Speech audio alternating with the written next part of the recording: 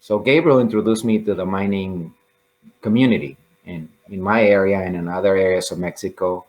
And that's how I started getting my hands into buckets of specimens, that were people that were hand mining and other people that were just like going into mines and caves and digging for stones and bringing those to me. And what can you do with this? And I would just give them either money or if they wanted food. So I started doing trading, and that's how I started getting into materials. And back then, when I wanted to buy something as far as materials, Gabriel was the go-to guy that will connect me to the person that will be selling the minerals. And back then, I always had, my education because I went to school and formally, I'm an engineer.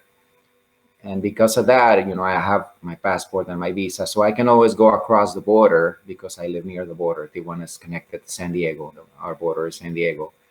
And in San Diego, there was this community, there was this Jewish guy that has this large community that sells, crystals, but like wholesale. So he invited me to become one of his sales guys.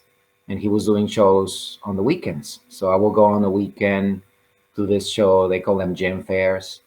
And I went into those gem fairs and I started selling. And he wanted me to be there because I could explain the healing properties of the stone and how it was mined and where can you get it and where will they come from, why the color, and so on and so forth.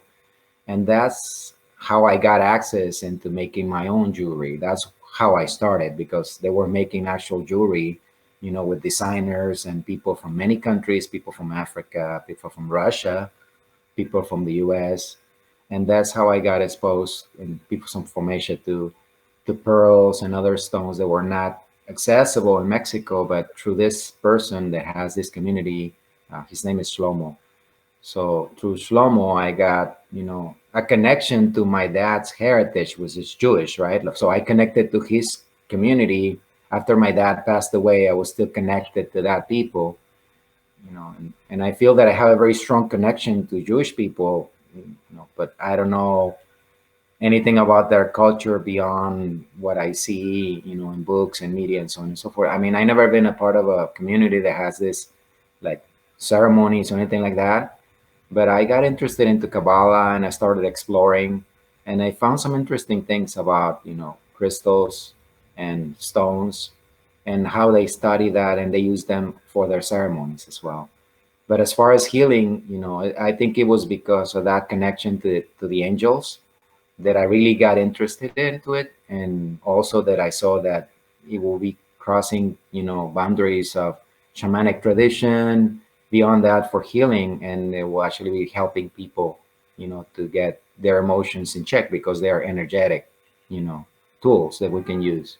So that's how I got into it. Wow,